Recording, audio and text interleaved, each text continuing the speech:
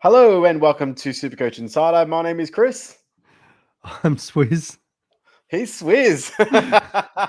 I and am. I'm, I'm laughing. I've lost it. Chris and I were having some very funny off-camera chat just before we started, so it's going to take some time to compose myself. But yeah, go, Chrissy. You'll be right, mate. Well, welcome to the round 20. Is 24 this week? Yeah, we're up to 24, post mate. 23. I don't know Yeah. because I haven't released in pod. Well, in you like guys so haven't long. been on a pod for about 15 weeks, so yeah. So look, guys, very sorry that Ben and I have not been able to make an appearance of late. However, if you did check out Swiz and I on the Fancast episode that we did, I thought, dude, that was one of the funnest podcasting experiences I've had in ages. So yeah, loved it, mate. And that, I get you guys have had some trouble with this Queensland non-daylight savings things that you get going on, and you're like 15 weeks behind the rest of us here in Victoria. But it was good to have you down. Once you came down, you got to do some podcasting. I love a good podcast, so I was a big fan, and thanks, cheers, shout out to the guys at Fancast AFL, and I would suggest for our guys that do like just more normal footy chat and stuff like that, do follow Fancast. I think it's just at Fancast AFL on Instagram, YouTube, and Twitter, and yeah, they're brilliant. They set it all up for us. Don't charge us; they just get content creators in to speak them on footy, and it was one of the funnest experiences as mentioned. So, yeah, check them out, guys. So today we're going to go through a little bit of different stuff. Obviously, with the sort of, I suppose, lacking of content. I know Swiz has actually released his team pod already tonight, but I'll be doing mine as well after this, which will be good. So you'll actually get 2 podcasts with me in a week, guys. You guys are getting I know. Well, mate, I'm for this. Well, I've hosted Centre Bounce. Thanks for Jeremy and Joe for letting me host tonight, which is unreal. I didn't actually realize I was going to be doing that. I've done mine. I've got the reunion with you, and then I've got Fancast AFL tomorrow night. So, mate, it's a busy podcasting week. This is and then I had also the Crown Supercoach at the pub the other day with the Herald Sun boys. Oh, tell us how that went, mate. Because I did mention on the a little bit of my pod, but there's nothing live recorded. It was just all live show with people who were there. So you can't find the stream of that. You had to be at Crown for that. But thank you to everybody who turned up, not just the general public and for starters and our supporters, but the content creators that got down was fantastic. So we had Black Dogs, Dr. Supercoach there. We had the Spiller Supercoach, Centre Bounce, Supercoach DR. Yeah. You're meeting a whole lot. There was. I was watching at the side of the stage there, and there was a ton of people. And then, on stage we had myself, Al Patton, Tim Mitchell, JP, who's his last week as a winner, as the current winner, and nice. And Lek Dog there. So lap it up. That was a good. Just lapping it up on stage, which was good fun. It's a good vibe there. It's actually a good place to go before the footy. Life's all right when you don't have kids at all. You can just run around doing podcasts and guest appearances at the casino. We were running around big that night because we had to bolt over to John Cain because we were going to see that circus to Soleil or whatever the frigging thing's called, and they were doing it on ice. It was that, mate. I tell you what, I can't juggle to save myself. Credit to anybody who can juggle, but to watch somebody juggle while they are ice skating. Yeah, that's next level skill. It's pretty crazy. I was pretty impressed by that. Yeah, nice. But your life has been hectic. I heard that you yelled at your aircon guy or something, or plumber or something. Anybody that follows me on Facebook and that, some people the rant. What do you like? Can you fit anything more in your life? I'm like, well, I actually post half the stuff of my life on Facebook and that. So people are like, what? But yeah, no, I went on an absolute rant the other day and that. So I think a lot of people I get tradies, there's a mixture. You get some really awesome ones. Shout out to my electrician, TGL or TGL Electrical here in Melbourne. They did an awesome job with my new place. So thank you to them. To I think it's Titanic Painting. Also, have done a really good job of that. But to the plumber and the aircon person, to the aircon person's credit, they have smoothed it over with me. But pretty well much the crux of the story was I'm not home. Painter and electrician there. Electricians popped out. Painters outside. And then we needed an aircon taken off the wall so they can do the painting. And originally they were like, no, we can't come for at least a week, even though I'd gone through these guys because they were meant to be there way early. So the plumber walks up, takes the aircon down, dismantles the aircon, which he wasn't meant to do, and leaves it where the electrician's walking and just walks out of the house. When he was meant to message me or ring me in the morning, say, yeah, I'll be here, the normal 2-hour time frame. No, I'll just randomly rock up to this house, hope it's the right house, and take it off. And yeah, people, like, as he was leaving, apparently the painter was like, yeah, I just saw this guy leaving. It was like, where did he come from? And just so yeah, I wasn't too impressed with that. And then he was meant to come back, and then he messaged me at like 4:30 after waiting around all day. Oh yeah, I'm actually not coming. Nice. If you are a tradie out there and somebody goes, can you just give me some sort of time window? Just a little bit of a rant with this or that. All day is not a time window. I'm going to be somewhere between 8 and 5. No, it does not work like that. So is that what he actually the worst did? was I had a painter for a quote do that and then not rock up, and then got annoyed that I didn't go through with them, and I went with another company.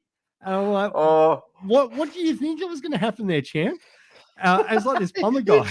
You've champed him. And this plumber guy he's like, no, my manager can deal with you from now on, making me the bad guy, because he was like, oh, I got annoyed because I had a job cancelled, so I was going to do the rest of the work that I was scheduled in over a week afterwards.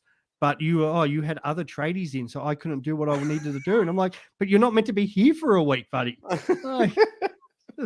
So I was having a great day. But the best bit, and I know we're not talking Supercoach for a second, I've set you off. The best bit here is, so I go into a bank, where they keep our money. Yeah. And I go in and go, excuse me, can I get some cash out? And she's like, oh, no, we do not do that here. And I'm like, but you're a bank. That is your one job. Get me my money. She's like, no, you can deposit your money here, but we don't actually give it back to you. What? You have to go to another branch to get money out. How far away is the other branch? The other branch was 15 minutes. That's rough scenes. What is that a new thing with banks? That must be a new thing for sure. Apparently I've never heard banks of that. aren't there. That must be a Victorian only thing. That doesn't happen in Queensland, buddy. ANZ too. So if you are an ANZ person, I want an expert. I am gonna, I'm not gonna throw the little tradie under the bus for the plumbing, but God, I'm gonna throw ANZ under the bus for that. Can absolutely get stuffed. All right, unreal. So anyway, I'm good. I'm real good. I'm gonna have a new little podcast studio soon in the house when I move in. Nice. Like that. Life is good, but yeah. It's been, and the great thing is, even when I'm dealing with this plumber, my electrician is in the background yelling out, "Fucking tradies! They're all the friggin' same." Which his apprentice thought was hilarious because, well, you guys are tradies, but no, good value, good fun. Life's good. Nice. But yeah, we are. So we'll go through the teams. Obviously, the drop tonight. You probably already have done a little bit of that on your potty, so you're a little bit prepared for that. We'll go through captains and vice captains for the week. We're going to shoot a little bit forward into the Supercoach for next year, and a few different things that we feel that we would like to change. And then we're going to preview to next week. So what's the content going to be like? We actually have some cool content coming out for you guys next week that we have planned that Ben has committed to. So we actually will be doing it for sure. And a little bit more draft stuff as well, which will come through next week too. And then we'll wrap it up after that. So it won't be a super long pod, but it'll be something that I think you'll at least get some good value out of in the last week of Supercoach 2024 or 2023. Wow. Okay. I've skipped ahead of you. So Essendon Collingwood, mate, lots of ins and outs in that game. I feel like I've actually, as a overall thing, I thought there was going to be way more carnage this weekend. Yes. But I actually thought Collingwood may have actually rested a couple of players, not rushed them back.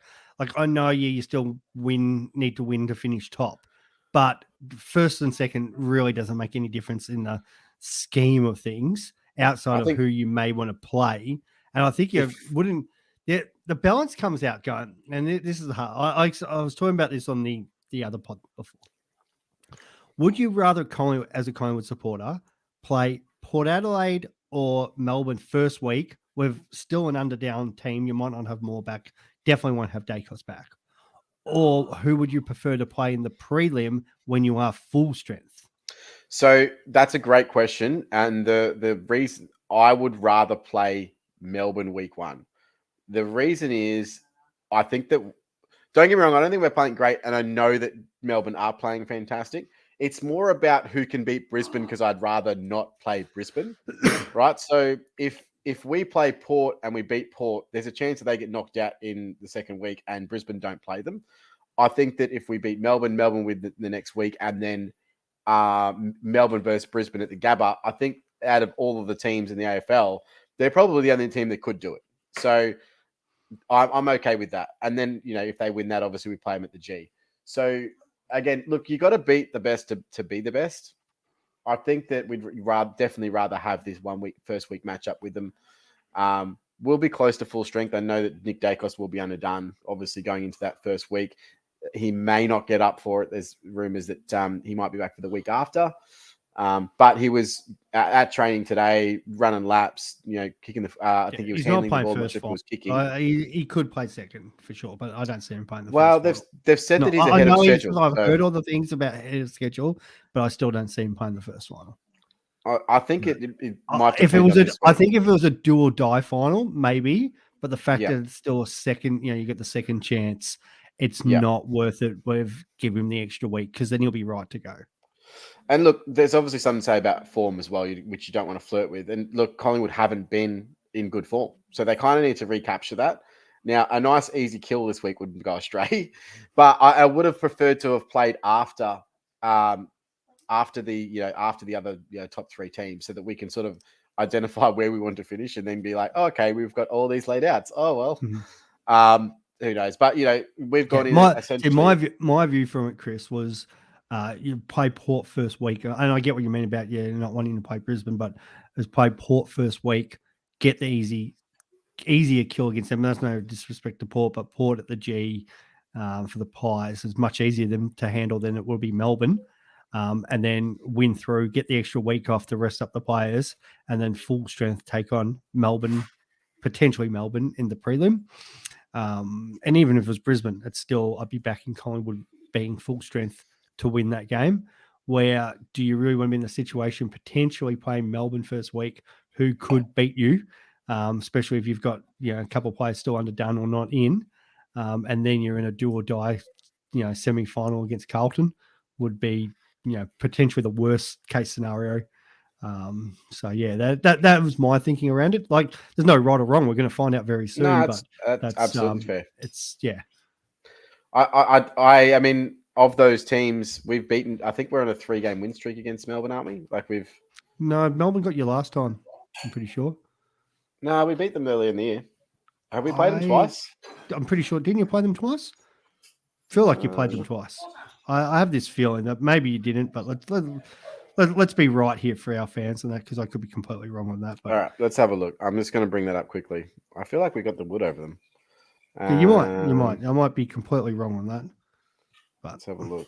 Might be part of that win streak. No, they beat you by 4 points. Okay. Yeah. Was that the one where we just got within 4 points as well? Like they were leading pretty much the whole, and we got a goal late, or was that what happened in that game? I can't remember. No. You guys were ahead at half time. They hit the front. Oh, then they kicked away in the last, and then you guys got really close. So you guys were pretty well leading a lot of the game, and then Melbourne just ran over you until you guys came back at them. Yep. And they kicked 18 behinds that day. Oh, rough scenes. Yeah.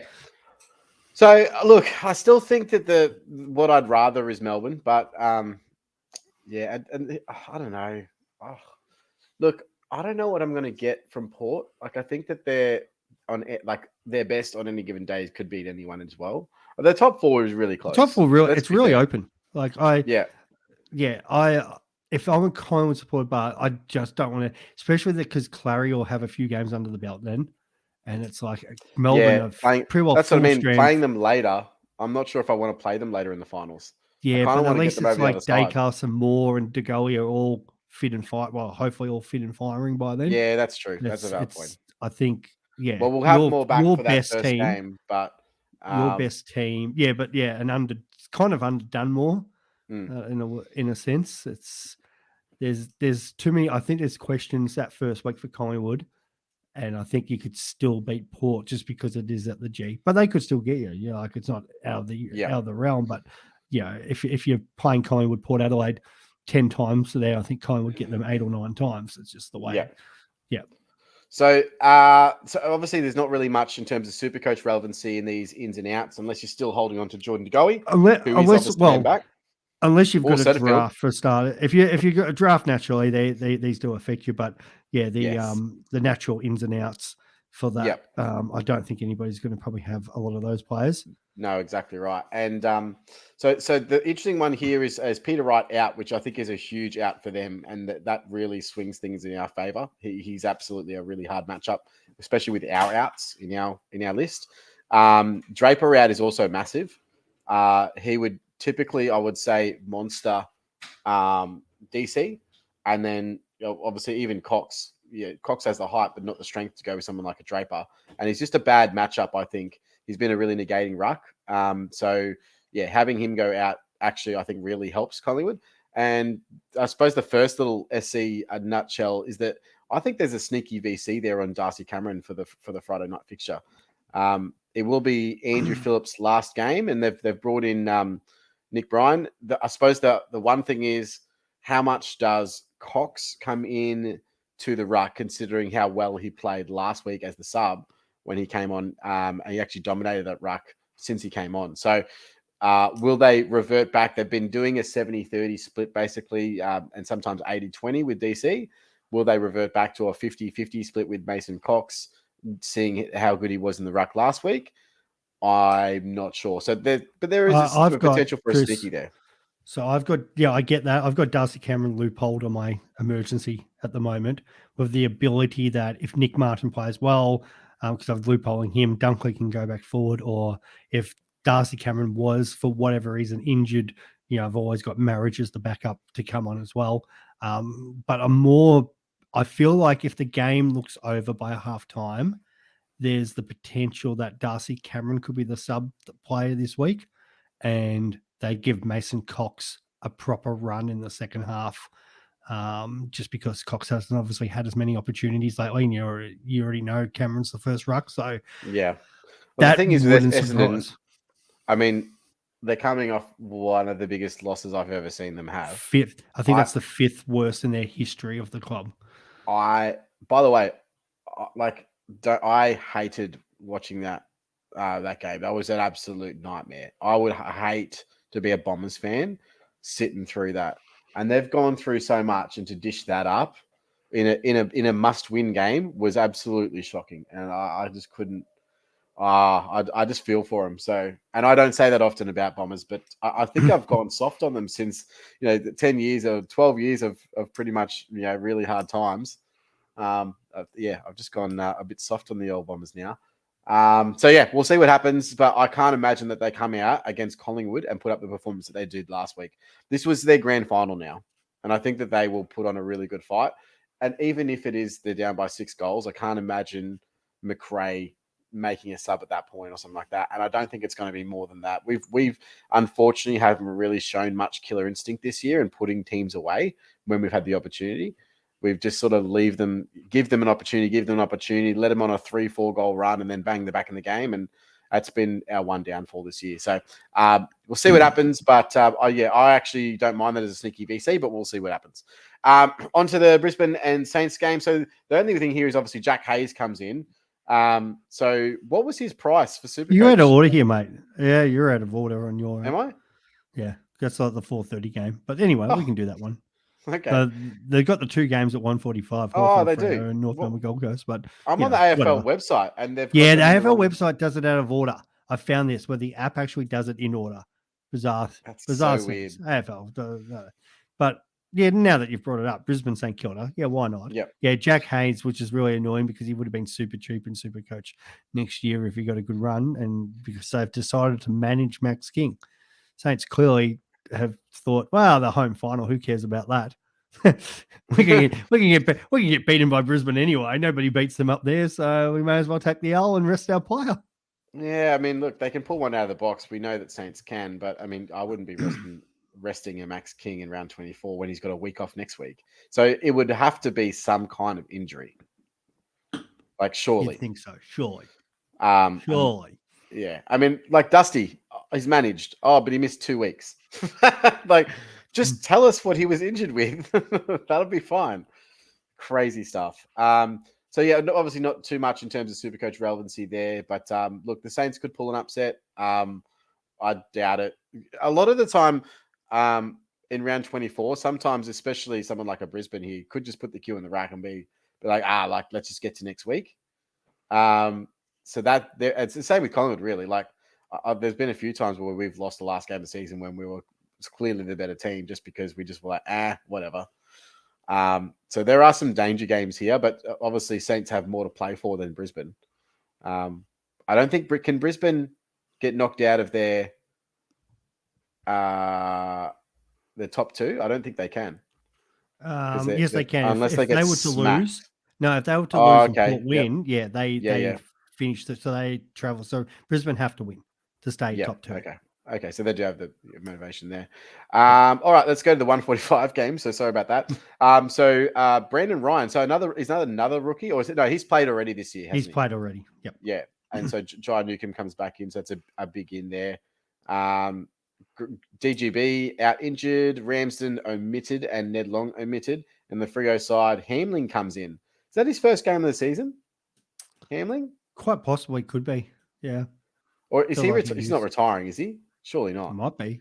No, probably not. But I don't know. And obviously Banfield out injured, O'Meara out injured, and Erasmus sub, so he will obviously play, which means Johnson is still in the 22, which is nice for those who need Johnson on the field for whatever reason. If you have an injury, I don't think there's much relevance outside of that, mate. There's a VC option if you want to go it, and that's Sicily. If you have him, Sicily's going to have a field day. I think the Hawks win this game.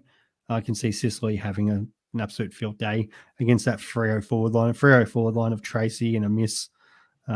Frederick. I don't think that's going to concern him too much. It's just the will. But the Hawks have been on this sort of really good run recently. Should have beat us and knocked over you guys and the Dogs. So I feel like they finished strong again and beat the Freo Dockers. So Sicily, could go big. If there wasn't a better VC option coming up, I would have put it on Sicily. Yeah. I mean, the thing with this is what I love about Hawthorn. They showed early in the season compared to where they are now, huge development in a 24-week season, right? Mm-hmm. And you should see with another preseason that Hawks be even more competitive this year. And I expect them to be around that sort of 8 to 12 mark next year. I can see that legitimately happening with the more development of their list, another high pick. I think that they're in for another one. They could also hit up some free agency in this offseason and really start developing that list to move up the line. I think they've surprised everyone with how good they've been. And even in matches that they've lost by 6 goals, often they were in the matches for at least half and then they just get rolled over the top. So, really impressed with Hawthorn's play this year. Unfortunately, Freo did the opposite to me this year. I thought the whole year they've gone backwards. So I'm not sure what they're going to sit like next year, but I haven't really been impressed with Freo in many of their games. Sometimes there's a bit of spark. You see a bit of the young kids. Jackson's been phenomenal the last few weeks, especially for Supercoach. So something to watch in the offseason will obviously be what happens with Sean Darcy. Do they see Jackson as okay, let's just go with him in the full-time in the ruck moving forward? Or do they still want to persist with the 2-ruck system? If so, how long until Jackson becomes the number one? Because Darcy can't play anywhere else.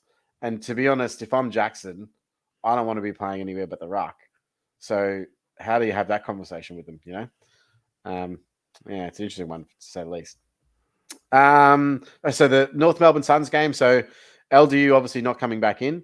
Or is he? Is he still named? No, he's out. He's out. They're He's out. him. Yeah. He had an injury. There was no chance. The only way they were playing him if he was in Brownlow contention.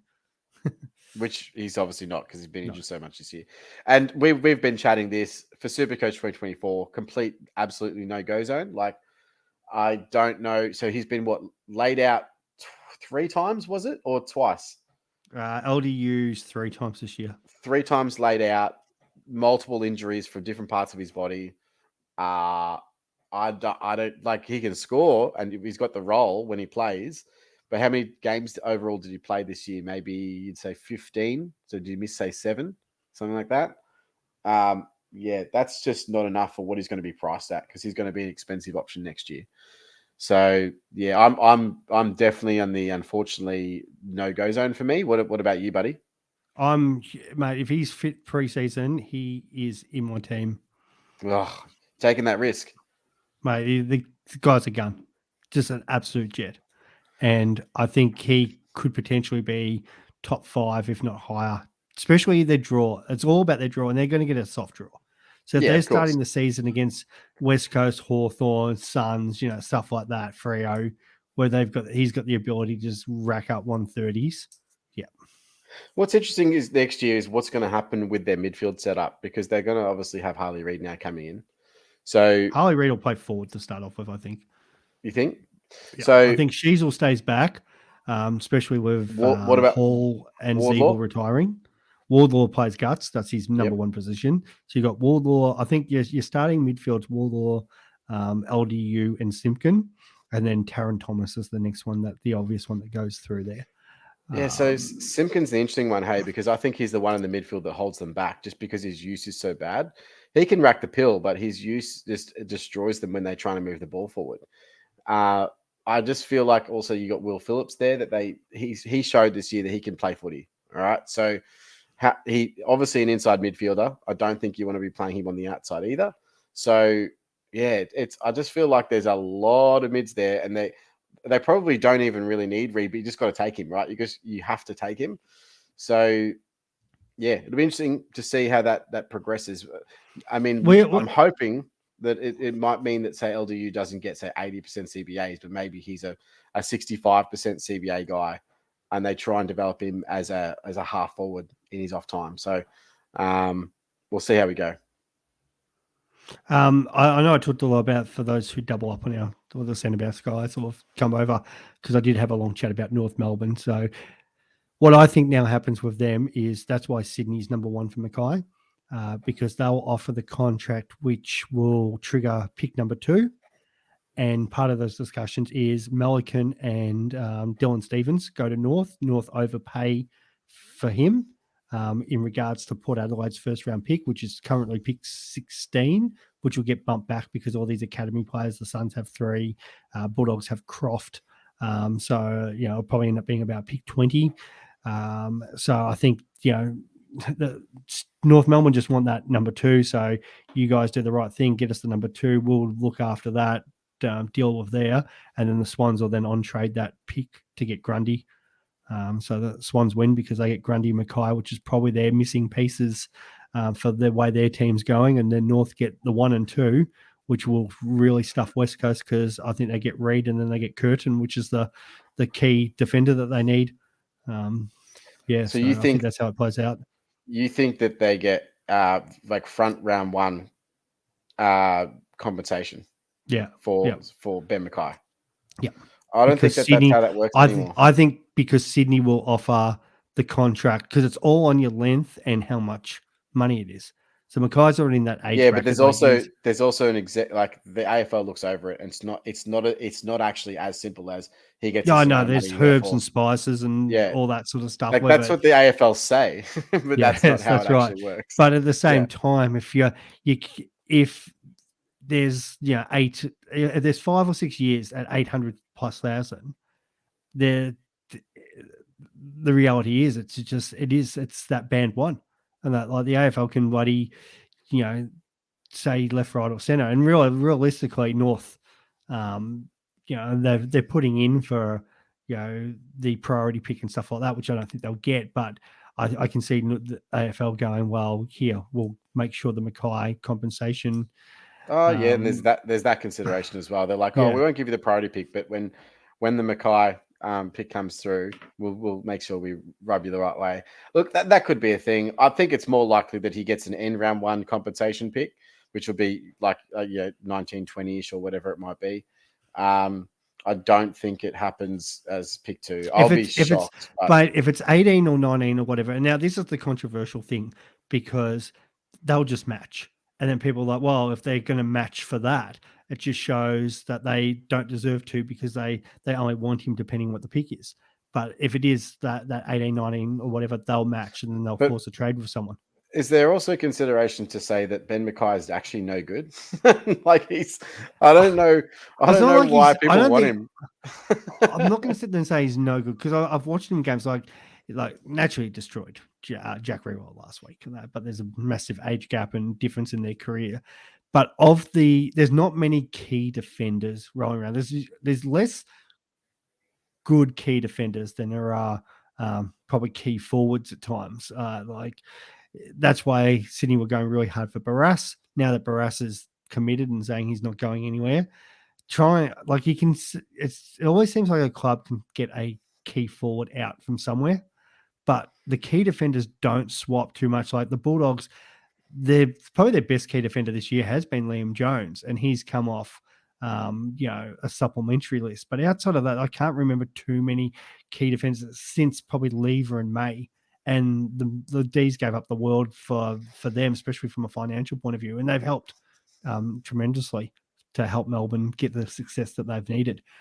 But yeah, you don't see too many of them swapping around. So Ben Mackay, okay, he's not the all-star, but a couple of these teams really need the gorilla.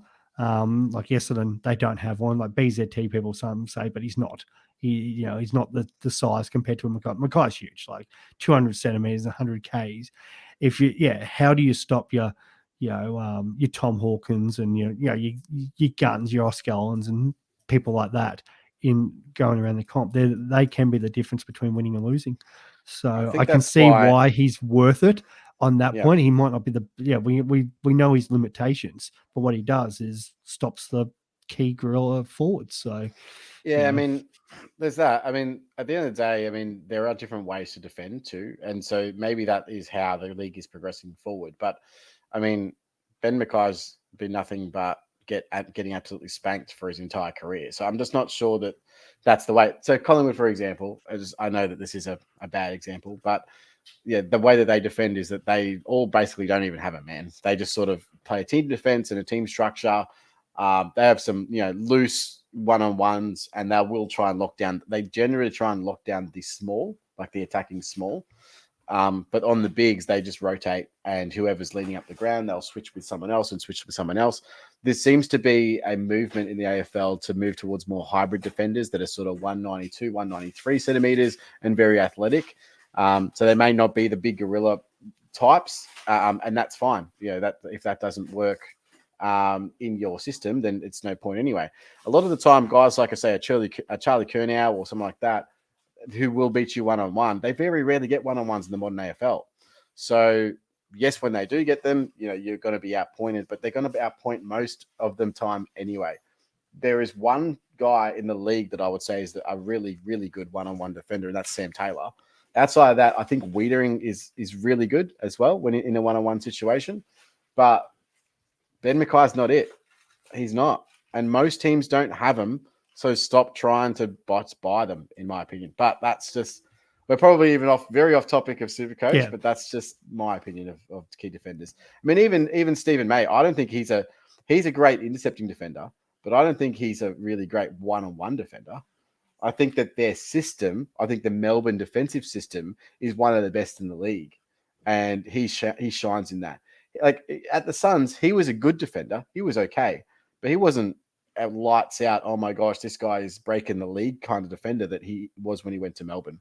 And so I think that that's more structure based. So granted, Mackay might be better at Sydney because of the structure, but he so far hasn't shown me he's worth 800 grand or whatever the contract is that's been thrown up. But look, I'm all for people getting paid too. So whatever, like if Sydney think that that's what they need. And if that works out for North and if that works out for Sydney, like Sydney's a better team with Mackay and Grundy in. They absolutely are. Oh, and especially Grundy, but I mean, he just hasn't been utilized at all. And we saw Grundy 100%. Even this year. I don't think Grundy's best years are in front of him, to be honest. I think that I don't either. But the Swans, the Swans have had a down year this year, but they've still been very competitive. They've lost a couple of games that they could have easily won. They actually had a few games which they could have easily won, which were quite close. And you think if they were to add a proper A-grade ruckman and a defender, because they've kind of been using, they've had Paddy McCartan out, they've been using Rampy, players like that. If they actually have that guerrilla defender, all of a sudden, they made the grand final the year before. They could definitely find themselves up there very quickly. But yeah, we've got a little bit off topic because we're talking about North and their ins and outs, and so they got Jury, Howe, Zeeble naturally, and it's sad what happened to him through the week. And Luke McDonald all out, and they're playing Lazaro, Dawson, and Bergman.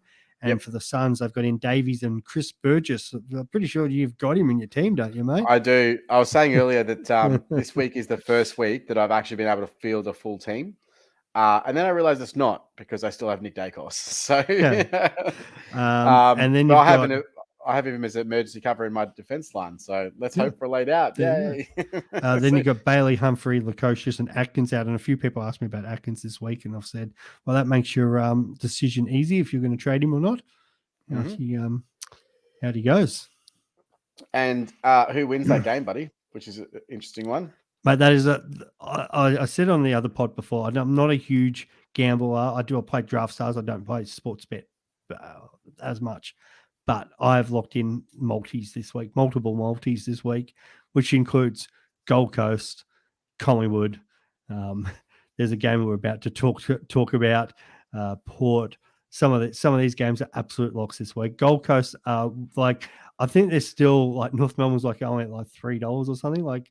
There's no way in any world North Melbourne is winning this game. So, which I agree. But on the Gold Coast side of things, if they win and Freo beat Hawthorn, or Freo lose to Hawthorn, then they will actually lose a spot in the draft as well. So they go from pick 4 to pick 5. True. The only thing, I don't know how potentially that makes that big of a difference for the Suns, because it is if they're trying to trade up, which I think is going to be harder than them actually trading down, because they've got 3 academy players. So their perfect world is to try to hit North Melbourne pick 2 if they get it. And then they get a 4th pick, so a pick before their academy players are going to come in. But what's most likely is they're going to kind of just trade it out for academy points. There's a few teams coming after it. The whole Dimmer and Richmond situation now throws a spanner in the works too. Is there players that they get involved in and then get points coming back? There's a lot to talk about that coming up. Now it's probably not the time, but so it's not the end of the world for the Suns. And the thing with the Suns too, they're trying to impress a new coach. Yeah. It's just that natural. They know who the coach is now. There's players playing for their careers kind of thing. So I think they're going to put in a good effort, where North, as much as the fringe players are still playing for their career, the ones who are locked in and they know their best 10, 12, know the difference of them getting Harley Reid or not. Like your Sheezels and Wardlaws and players like that. They know themselves coming in, and they've obviously played with Harley Reid in different junior sides over the last couple of years. So they'll want to play with him again. So I can see them, as much as it could be a little bit of preseason mode. I'm just going to wander around, no real defensive pressure. I can't see them stuffing this up. So the big one, the ultimate tank, Geelong resting everyone at home in the Saturday night game against the Doggies, who obviously must win to make the finals. Now, I don't think they're guaranteed the finals, even if they do win, but they have to win. Yep. They have to win, and they have to hope the GWS lose. They've gone from being a lock and it's in their own hands to now they're relying on results. Yeah. And this is where I was saying just before about the biggest lock for a multi. And I still think the Dogs are they're not even massive favorites. It's like $1. Well, I know things might have changed since the teams have come out, but they're still $1.58. Now, Bulldogs haven't won down there in forever. Yep. But in saying that, and we know the Dogs lost to West Coast last week. The outs are huge though too. It's both the big forwards in Cameron and Hawkins. It's their best halfback flanker this season, in my opinion, in Mitch Duncan. Zach Tui, who's an important cog in their wheel. Radigalia, who's obviously been playing fullback for them, so they're very short all over the ground. And the guys they got coming in, unfortunately, there's really not much experience. Nevitt, Mullen, Dempsey, and then you've Conway, who I haven't heard, so I'm assuming that's a debut.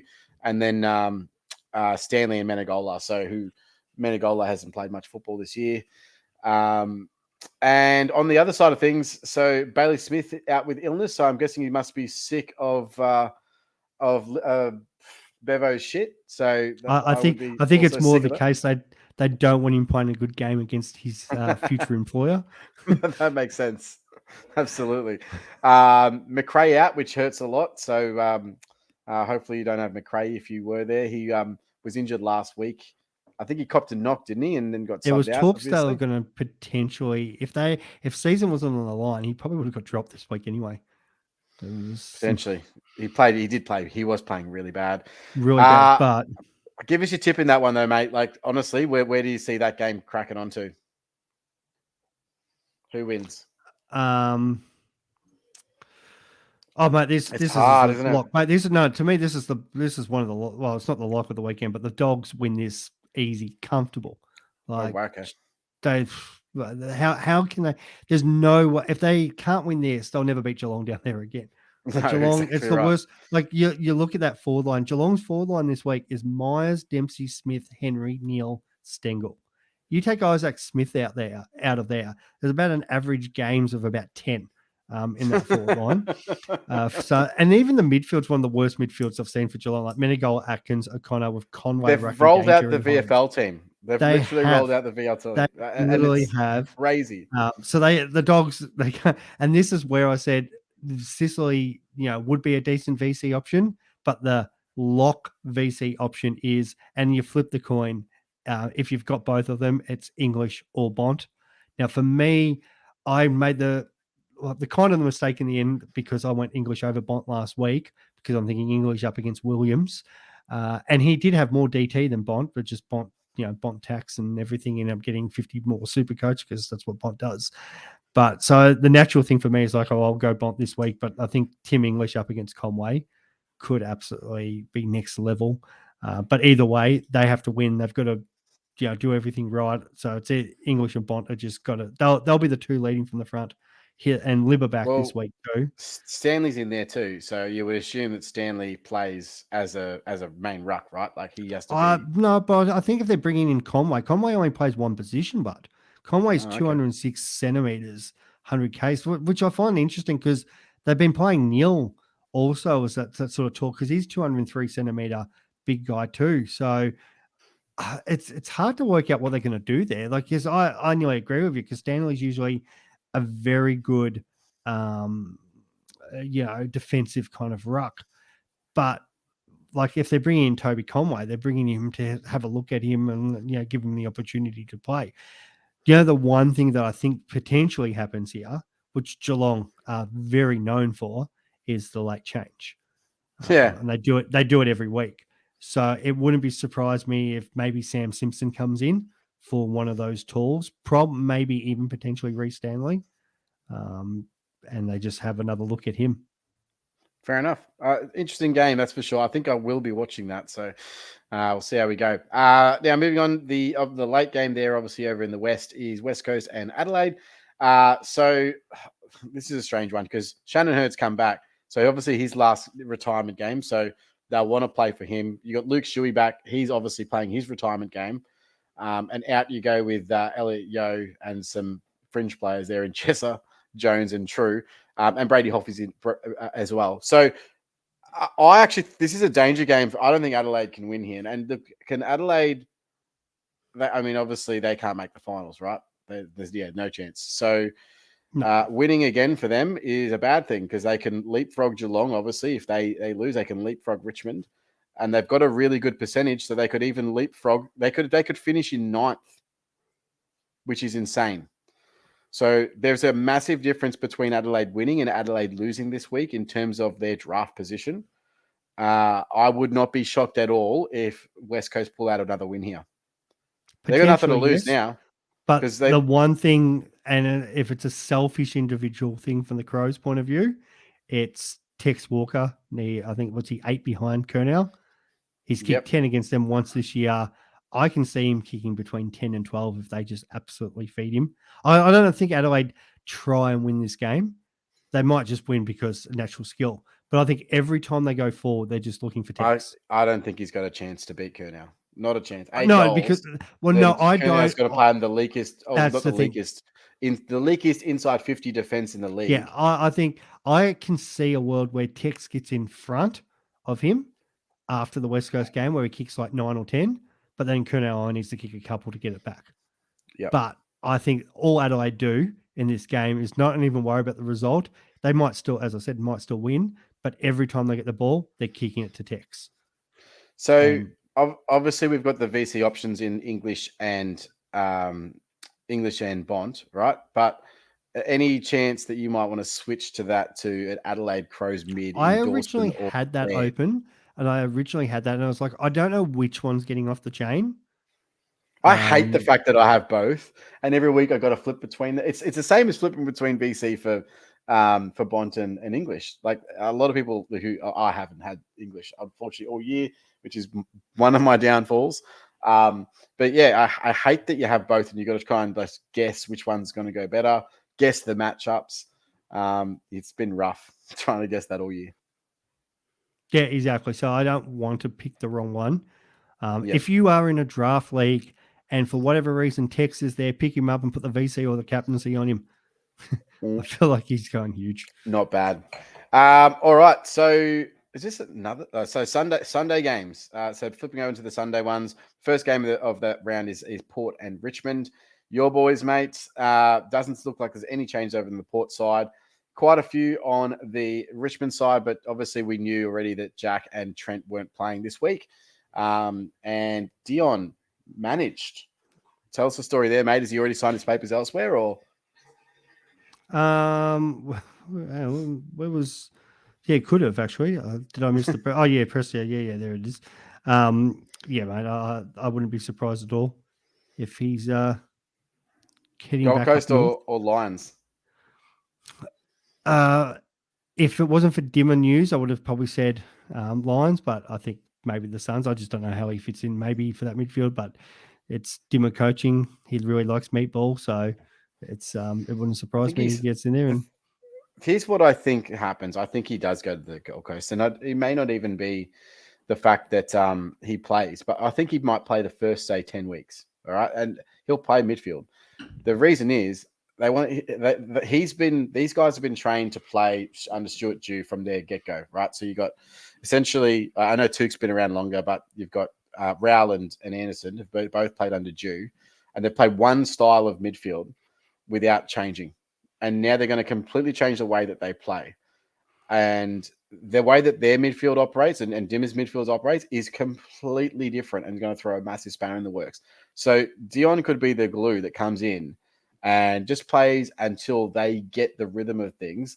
And then he might be a VFL player. So I think he does get a contract up there, but I wouldn't be surprised if it's a real low contract. He's more of a sort of educator role. Something like what Liam Shields did this year at North. It's just that glue between the coach and the playing group to be able to educate them on how Dimmer wants them to play. I would be surprised if he went to the Lions. I don't know that maybe, I mean, the want to go to the Lions is possibly just because it's the Lions and they're obviously a top 4 list and they're going to be in premiership contention for the next few years. So, okay, yeah, I'd like to go to grab a premiership again. So, yeah, I don't know. We'll see what happens there. But I'm with you. I think that it's more likely that he's on his way to the Gold Coast. And to be honest, they would probably be the ones that would happily pay up a little bit more. They probably have more in the cap available. They probably have better draft picks that they're able to trade. So they're in a much better position than Brisbane to do the same. You know what? Like my what I'm hoping happens is Dimmer hasn't had a great relationship with the AFL, hasn't had a great relationship with the media. We all know that. So he goes off, gets his good little fund up there at the Gold Coast, gets all these Richmond players, gives them their retirement fund. They end up sending us Rowell, Anderson, or their pick, or all good stuff. And then he shoves it up the AFL and returns back to Richmond within 12 months, 2 years, and it's happy days. as the most hated person ever in the AFL system. Wow. All right. Talk about shafting a club.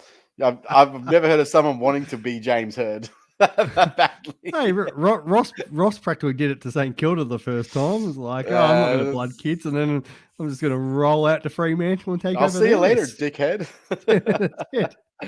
All right, moving on. So Swans and Melbourne. So on that, that's who wins, by the way? Yeah, well, that's my lock of the captain choice. That's my lock of the round and lock of my captain choice. Butters, Port will smoke Richmond. Like we're losing by 10 goals plus, if not more.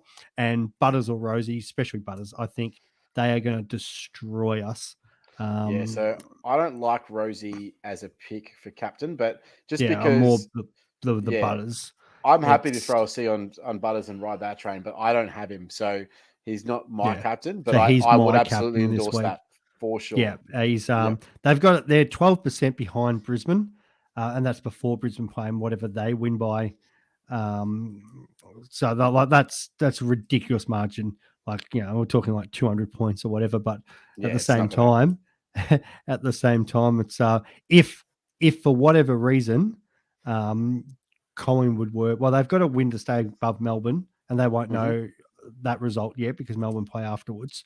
But if Collingwood, for whatever reason, were to drop that Essendon game, and all of a sudden it becomes 10% in that, Port may as well have a crack at it. Richmond have obviously checked out, and they'll know because they'll know where they sit as well. So they're going into this game knowing everything except the Melbourne result.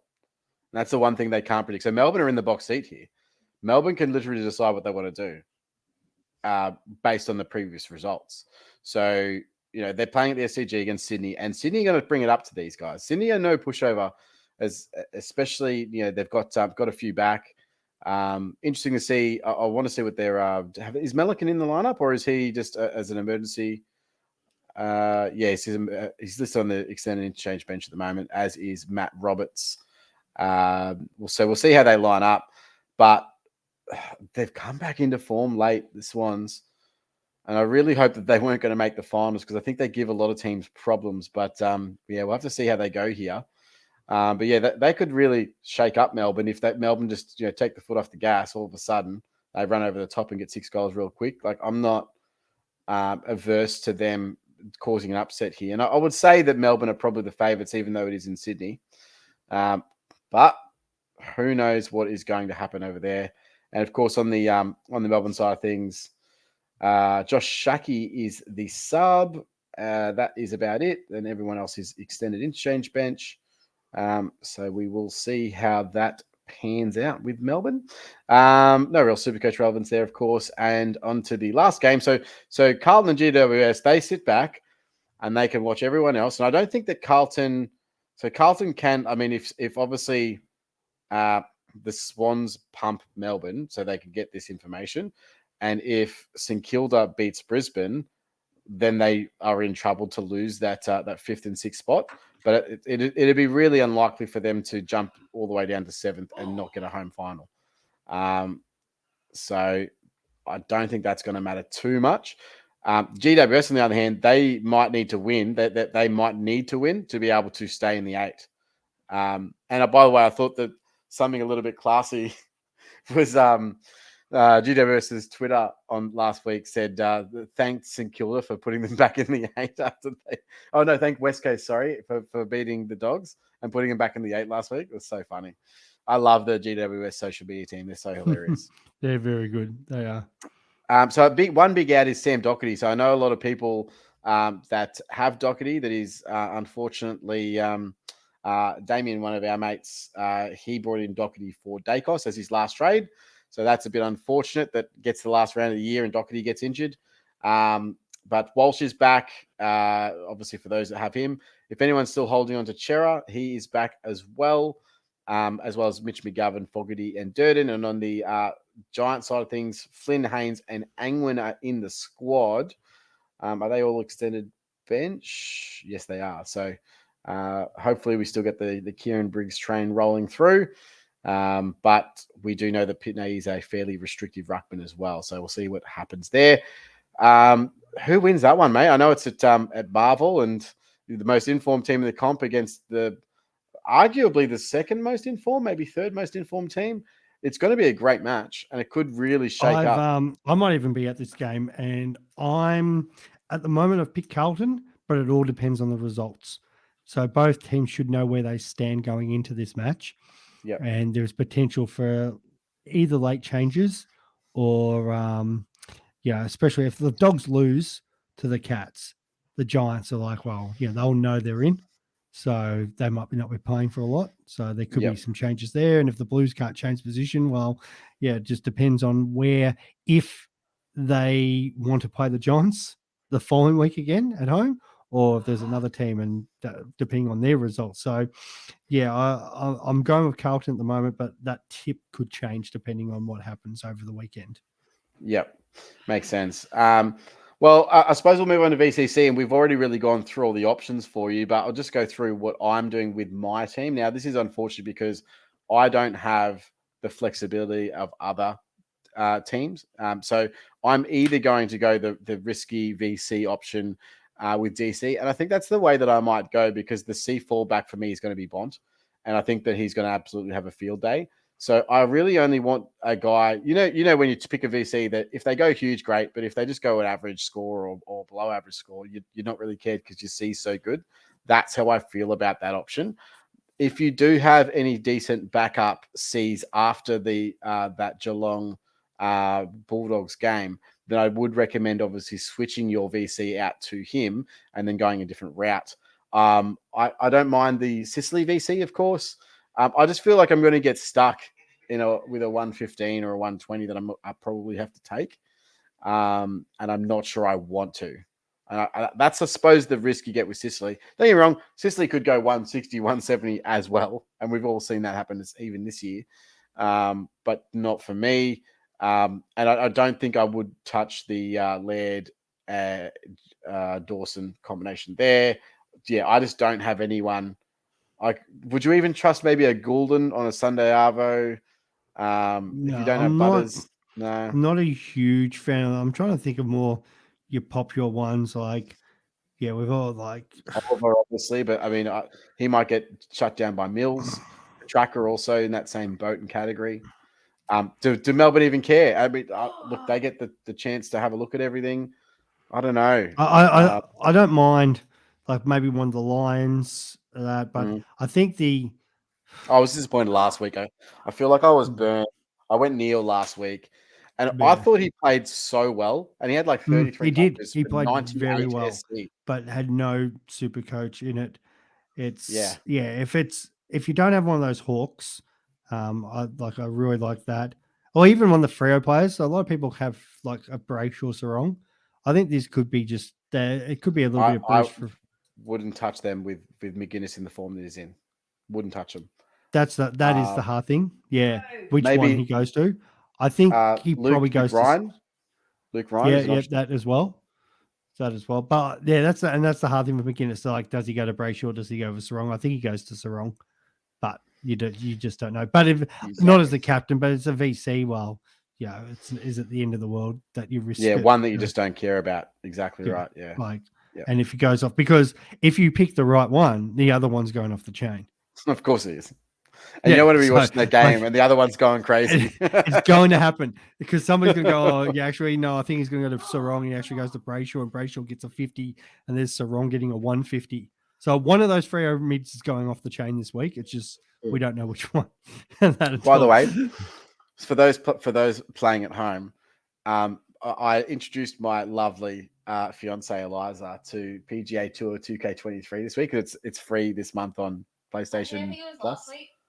Last week, and she's absolutely loving it, but she's also really invested in it, and so she's like, she misses a shot, she's like, oh god, it's just swearing and carrying on, and it's just enjoyable to see someone else frustrated at gaming like I am. All right, so SC 2024. So I suppose we move on. The first thing I wanted to shout out is Jackson Davey. And you can find him on Twitter. I think he's at @JDavey on Twitter. But he's got a fantastic YouTube channel you should definitely check out. He does a lot of Supercoach content with the Fantasy Take TV boys. and he's actually killing it in both formats this year. I think he's ranked in the top 300 in Supercoach and top 40 in fantasy. So going really well. He did a great video recently on recommended changes for Supercoach next year, and I do think that they are going to do something to encourage users in the back end of the year. So what we found this year, pretty much. Yeah, I was going to sit there, and you want me to interject, but you go what you think. Yeah, I was going to say I won't go through my changes yet, but what has happened, and what happens generally most years of Supercoach, and this is ties in with content being drying up as well. Once your trades get low and they're out, or you've only got trades really for injuries, there's really not much to do outside of look at your VC and C each week and then close the app. Now, what we do know is that Supercoach wants to encourage people on the app as much as possible, because app leads to engagement leads to advertising dollars, and then they make more money. So it is something that they are looking at heavily. And even Tim Mitchell has said multiple times that they are looking at different things that they can bring in to adjust things. They obviously still, I think the one thing that they won't budge from, which I think is a good thing, is that they still want to keep it a limited trade format. So it's not going to go to fantasy with Supercoach scoring, but they want to try and adjust it to see how they can make it more exciting in the back end of the year, or even just to allow players a little bit more flexibility when they have too many injuries or something like that. So something is going to change. I'm pretty confident of that. What is your thoughts on how it's progressed this year, and what do you see as a potential change for next year? Well, I was lucky enough to spend time with Al and Tim on Friday night, chatting about this exact same thing off stage. So yes, we did have a bit of a discussion around this. I did throw. Sorry, I should have let you lead, mate. I should have. No, I wanted to go because I'm just in there going. Tell me about your mates. Chris have there. By the way, I would have loved to go on to that, but I was so bummed that they moved their night. Yeah, I understand. It was disappointing, and it would have been good because I had to rack off and didn't get to stay the whole night and interact because I already had tickets to something else. So yeah, disappointing. But having a chat to Al and Tim off stage, and especially Al was. Yeah, it was good because they're always looking at new things. They brought in the Supercoach NBL. They have the Big Bash. They've got rid of racing for obvious reasons. They're looking at potentially maybe the AFLW down the track now that especially the AFL app has got involved with that for fantasy. So they're open to that. So in regards to actually the Supercoach that we play for the AFL, yes, that's the big thing. Keeping people active for longer because, as you said, everything that comes with that, more time spent in the app.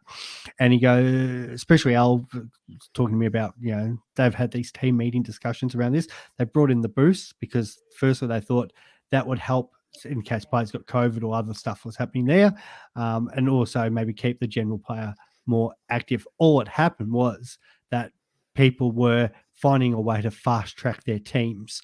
And if you weren't using your boost, you were falling behind because we were all using our boost and all of a sudden had finished products way more quicker. So I can see a world where the boosts get either limited or taken away from us. Definitely something. Now, the suggestion that I threw up, and I had a couple other good suggestions from the public, which I passed on, but I play Fantasy Premier League, as you know. In there, we get the 2 wild cards.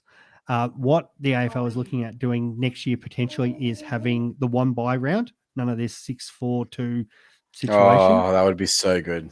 Now, there's no guarantee knowing the AFL, but potentially it is. It's the 1 bye round, either after the King's birthday or the Indigenous round, something like that, comes in there. And then they have that week the trade period for 3 or 4 days, and then the mid-season draft. And they've got to kind of probably do it that way because if you're having a trade period, you can't. It's probably too hard unless the whole competition's taking a break. Now, my thing for that, the risk they have there is, we give a free weekend to the NRL and the other sports to that. But I think the best way to do that is to start the AFLW season on that particular week and then run it in conjunction for the rest of the year. But that's another byproduct. They won't do that, but I completely agree with you. Or an all-star game. Something like that. Something of that description. Maybe even the under 18s, or even I brought up the idea like you've got a lot of local footy. Why couldn't you have like a big local footy weekend at, like one of the biggest stadiums or something like that, where the best, they do the fixtures. Like for me out here, it's Eastern Footy League. So, East Ringwood versus, Noble Park or something like that. Put that over at, Port Melbourne or Marvel or VFL All televised or under Stars. 18s or all anything. You can do anything.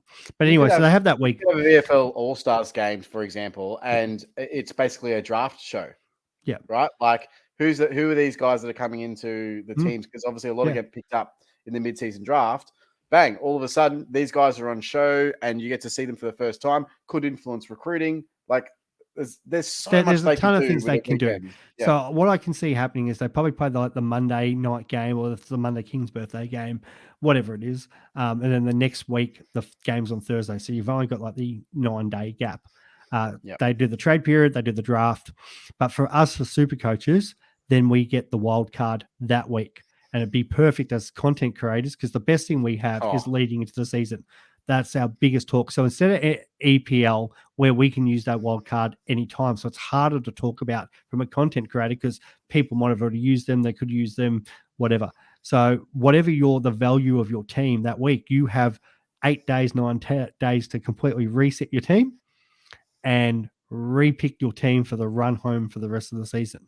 Now, that might mean we get reduction of trades or things like that, depending on how they want to play it. But yeah, they are seriously considering putting that mechanism in for that round. That would be good. Which would be awesome for us to talk about. Brings in strategy too, because for example, like let's just say Ben Keys, you'll use him as an example, that you might have not wanted him for the whole season. But let's just say he has a favorable draw from round 7 to 11. And you're like, well, this is a guy I don't want to bring in now, but I can see him making 120K. And instead of needing to waste that trade to bring him in, bring him out, I can bring him in. Wildcard weekend hits. I've made 120K from him, which has boosted my team value. And now I can reset my whole team. I think it completely changes your strategies around that, which would make the game way more interesting.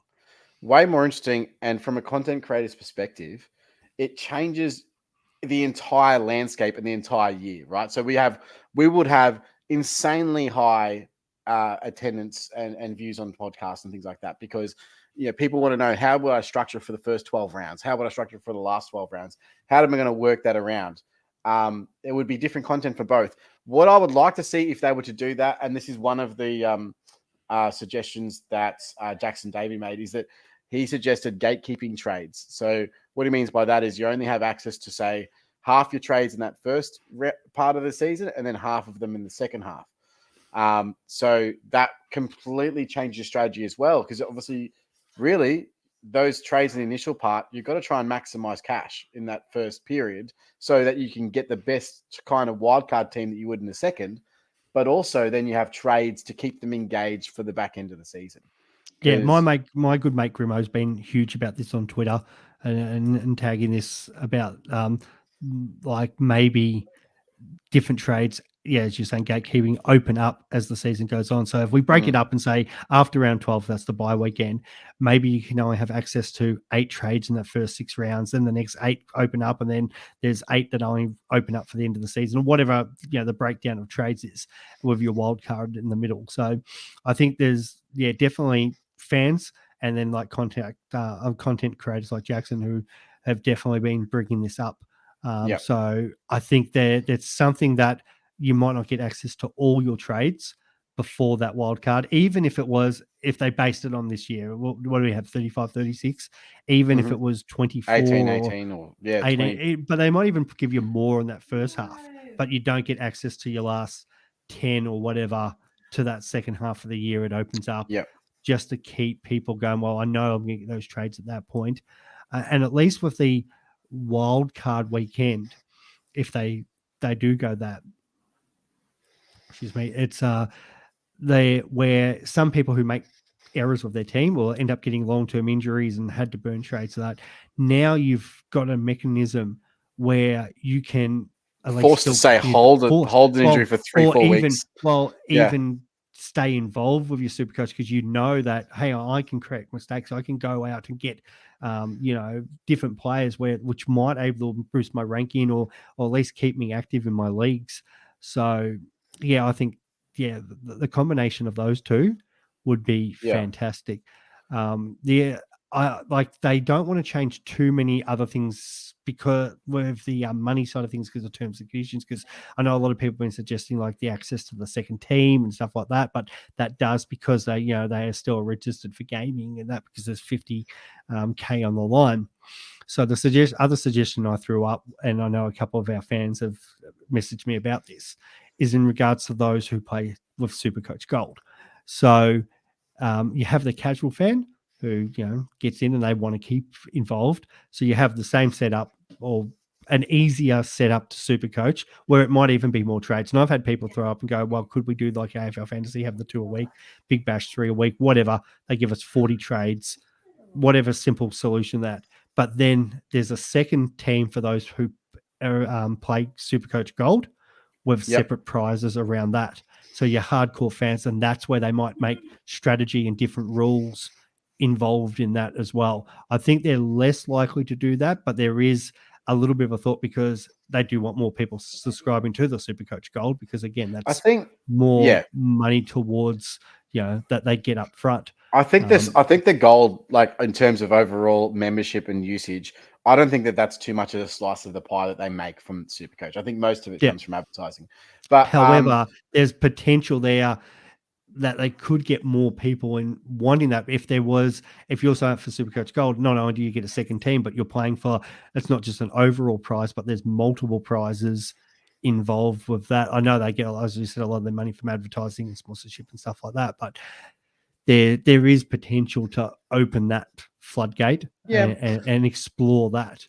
I don't hate it. I think I prefer, like in a similar vein, I think that this is another thing they will do, and I've talked to Tim about this before, is that I definitely think there should be 2 teams, and I think that there should be absolutely your ranked team, and you can only have one ranked team, and then your other team is your league team, your casual team. I don't think the rules necessarily change between the two, but I do think that you play them differently because I would, and how it happens now. You play a league team completely different to how you would play a ranked team. Like there is no way that I would have done half the things that I did if I was for a league. Like I wouldn't have traded out guys like Day and Sheasel for league. Yeah. What would be the point of that? 90% of your matchups have them. So those sort of moves that I did was purely a rank play, which completely backfired, by the way, might I add.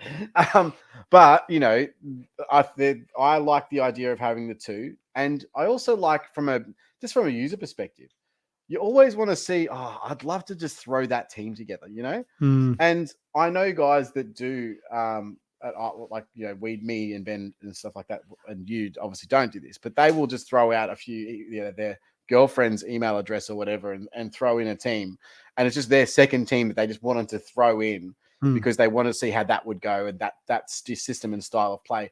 One of the things that unfortunately for Supercoach is generally it lends to one style of play, which is what a lot of the content creators push. And if you want to try something else, it generally backfires, and fairly early your whole season's done, right? So instead of that, have a second team that you can just have fun with. It can be your league team, it can be your fun team, it can be whatever you want. It can just be your test team for whatever that may be. I would love to see that. I mean, and you don't get ranks, so there's no ranking points. You can see your totals and accumulation, but you're not in the overall rank. Yeah.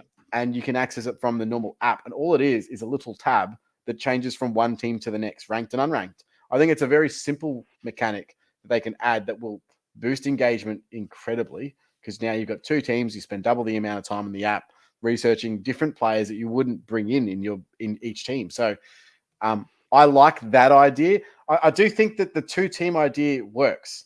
I'm not sure which way they would go about it. And it's the hard thing because it's all to do like kind of their long list of terms and conditions and how as I said, so it just needs to be very clearly separated. Yeah, so it either has to be, as you said, with you, or that's something that they open up just for the Supercoach Gold subscribers.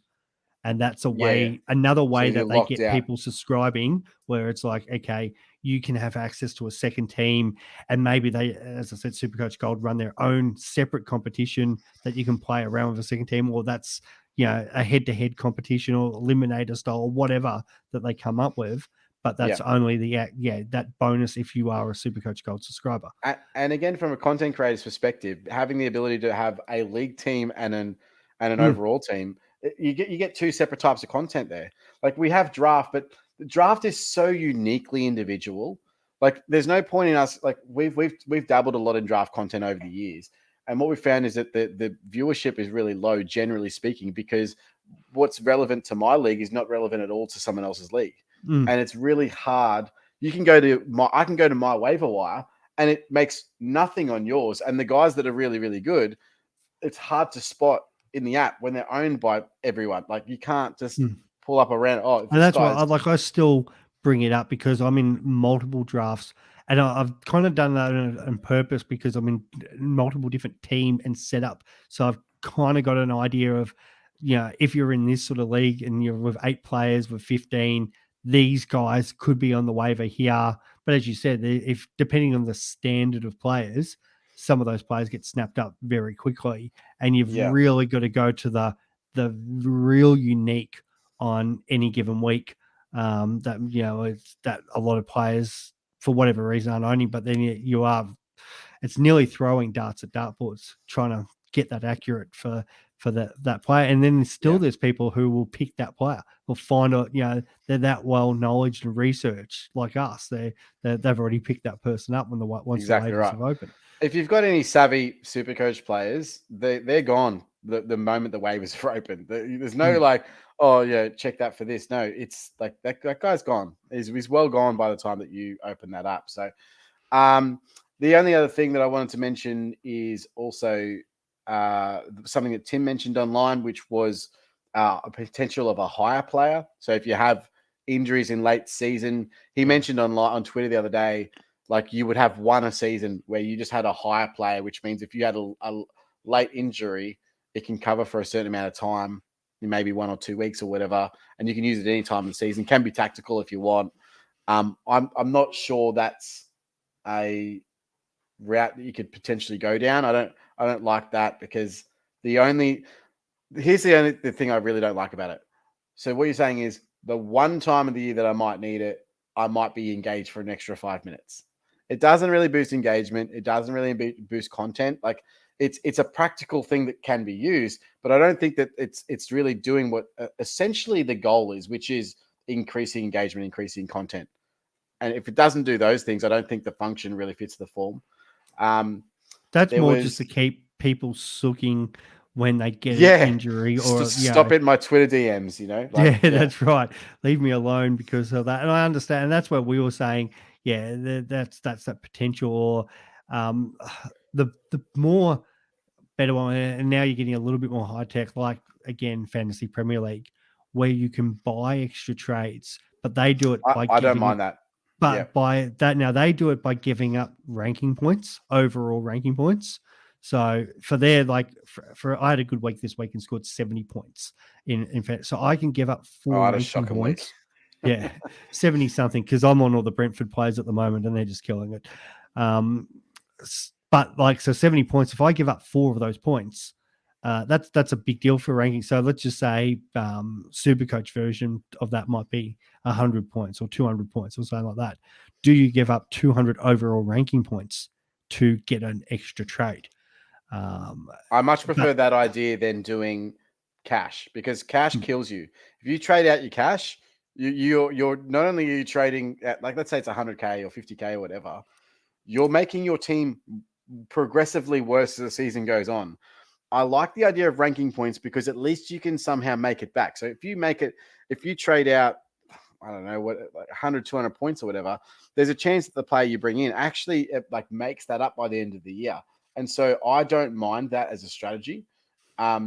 The thing with trading out points is that you can get super aggressive with it. Like sometimes it will help you and sometimes it will not help you. The problem with it is, and I like it for overall, I hate it for head-to-head leagues because if you've got the same team that's on both, if I'm up against an opponent, and I don't go that well in some head-to-head leagues. Like there was one league I've finished 8th now. I'm still made it through to the prelim or whatever, because the matchups on any given week consistently, I've had a really good year. But then I get some people who they've traded heavily one week and end up getting 2,600, but that same team comes out and scores 21 because, I'm not, they're not accounting for, different matchups and things like that, or, the long-term planning. So if there's somebody who wanted to just go out and beat me that week, they could just go out and burn all their overall points and make sure they get the league win. And that's where the potential, like the two team, would be exactly so right. You'd have to do the two if it was team. just a plain overall strategy, great, because I would love to see that. And that's even us as content creators could talk about that and go, okay, this week, the week Clary came back, for example, there would have been a lot of talk there going, now, is it worth dropping your 200 points this week to bring Clary back?